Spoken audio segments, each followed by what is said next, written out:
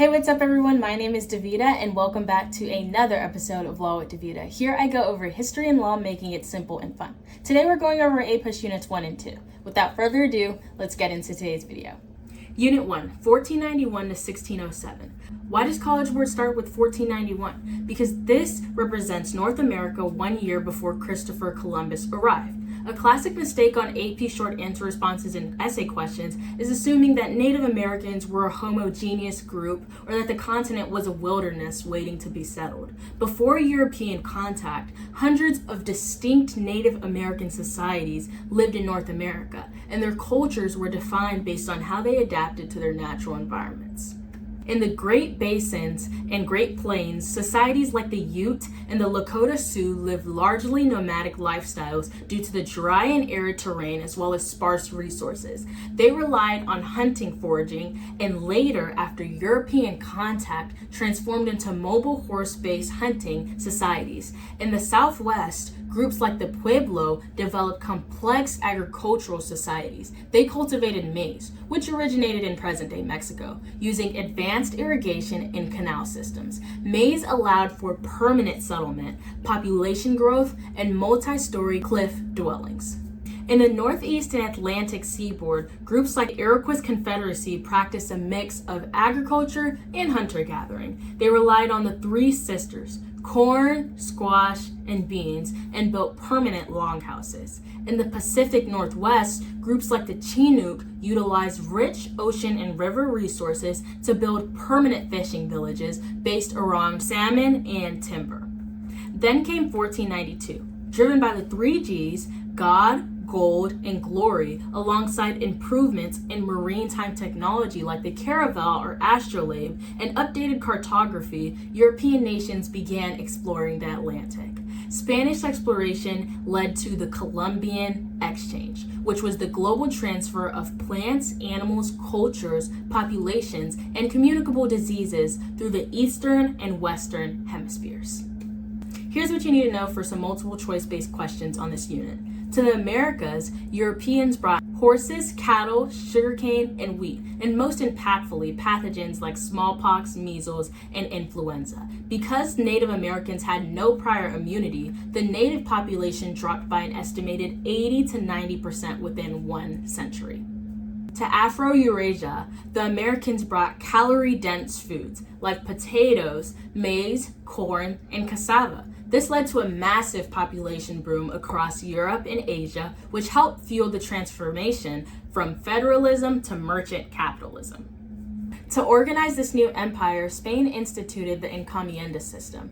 Under this system, Spanish crown granted people rights to native land and labor in exchange for them converting to Catholicism. It was essentially a feudal labor system. However, as native populations plummeted due to disease and harsh labor, the Spanish turned to the transatlantic slave trade. The transatlantic slave trade forcibly imported West African individuals to work on plantations like sugar plantations and silver mines in Potosi. In order to maintain a social order, the Spanish created a Casta system. This was a rigid racial hierarchy that based people on their heritage. Peninsulars were on top, followed by Creoles, then Mestizos, then Mulattoes, then Africans that were enslaved, as well as Native Americans at the bottom. Finally, do not forget the Valladolid debate. This was from 1550 to 1551. This was a formal debate in Spain over the treatment of Native Americans. Bartholomew de las Casas argued that Native Americans were rational human beings who deserved rights and Christian conversion through peace. On the other side, Juan Gina Sepúlveda argued that Native Americans were natural slaves under the Aristotelian logic and that subjugating them was justified. All right, let's move on to period 2, which is 1607 to 1754. This runs from the founding of Jamestown to the start of the French and Indian War. If you get a comparative essay on Unit 2, it'll almost certainly ask you to compare how the different European empires colonized North America. Memorize these 4 distinct models that I'm about to give you. The Spanish focused on extracting wealth, converting natives to Catholicism, and establishing direct crown using native and African labor. The French and the Dutch, they brought in relatively few settlers. They focused on trade networks, specifically the fur trade, and formed military and commercial alliances with native tribes like the Huron to often intermarry, building trade relationships. The British sent large numbers of male and female settlers seeking land, agricultural wealth, and in some cases religious freedom. Unlike the Spanish and the French, the British sought to completely displace the Native American population rather than integration, which often led to frequent and brutal land conflicts. Now let's zoom in on the 4 British colonial regions. College Board loves asking about this. First, the Chesapeake colonies. This was Virginia and Maryland. Jamestown was founded in 1607 by a joint stock company looking for gold. They didn't find gold, but John Rolfe introduced a profitable strain of tobacco. Tobacco was a labor-intensive cash crop. To bring labor over, planters used a headright system, which granted 50 acres of land to anyone who paid for an indentured servant's passage. This created a massive population of young, landless former indentured servants, leading directly to Bacon's Rebellion in 1676. In 1676, Nathaniel Bacon was a landless frontierman in an armed rebellion against Virginia Governor William Berkeley. He was angry that the colonial government refused to protect them from Native American attacks on the frontier. Bacon's rebels burned Jamestown to the ground. This is a huge APUSH turning point because Virginia realized that indentured servants were volatile and very hard to control. As a result, planters turned away from indentured servitude and rapidly accelerated their reliance on perpetual, radicalized chattel slavery. Second was the New England colonies. This was Massachusetts, Connecticut, Rhode Island, and New Hampshire. They were settled primarily by the Puritans and separatists seeking religious freedom. In 1630, Governor John Winthrop delivered his famous message, City on a Hill, saying that Massachusetts Bay would be a model Christian community for the world to watch.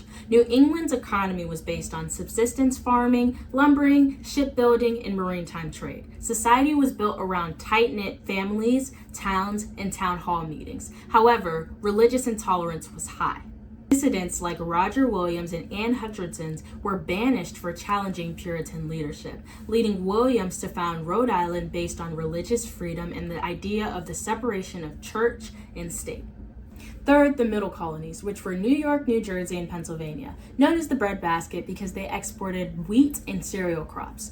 Pennsylvania was founded by Quaker William Penn, who you may know on the oatmeal. This was designed as a holy experiment offering religious tolerance and peaceful relations with Native Americans. They had a diverse population of German, Dutch, and English immigrants. Fourth, the Southern colonies, North Carolina, South Carolina, and Georgia. South Carolina and Georgia developed long growing seasons and relied heavily on cash crops like rice and indigo. Because rice cultivation was deadly work in swampy conditions, these colonies relied on enslaved West African labor, creating a society that was dominated by a small, wealthy planter elite.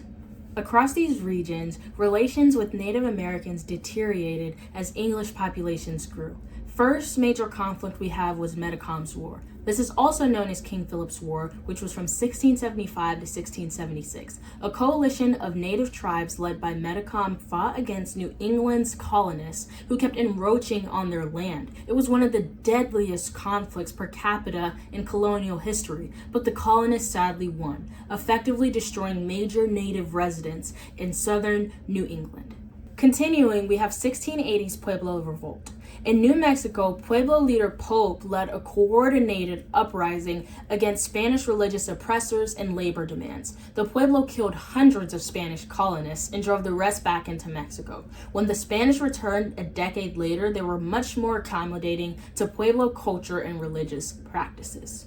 Economically, Britain maintained power through mercantilism. This was the idea that colonies exist solely to enrich the mother country.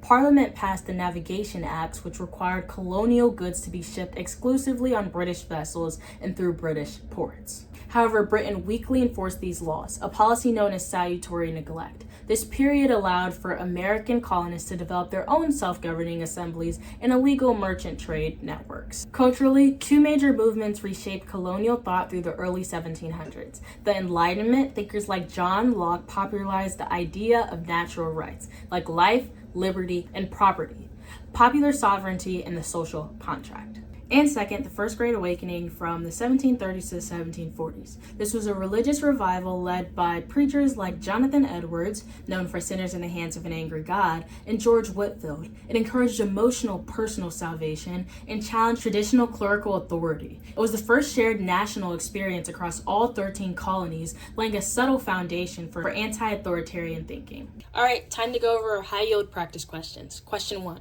Which of the following best explains the primary driver of population changes in Native American communities during the 16th century? A. Widespread military defeat of European armies using advanced artillery. B. Forced relocation of Native communities to inland reservations. C. The introduction of Old World infectious diseases through Columbian exchange. Or D. The disruption of traditional hunting practices due to deforestation. The correct answer is C. Pathogens like smallpox eradicated 80 to 90% of native populations due to lack of immunity. Question 2.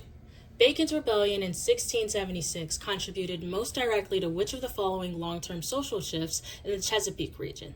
The abolition of the headright system in favor of land redistribution. B. A decline in reliance on European indentured servants and an expansion of African chattel slavery. C. The rapid growth of manufacturing and shipbuilding centers in coastal Virginia. And D. The establishment of complete religious freedom for non-Anglican settlers. The correct answer is B. Planters shifted away from volatile indentured servants and towards radicalized chattel slavery. Everyone, that is it for today's video. I hope you learned something new in this APUSH Unit 1 and 2 review. I hope to continue this series even further. If you have any questions, comments, or concerns, please make sure to leave them down below. Jesus loves you, and bye-bye.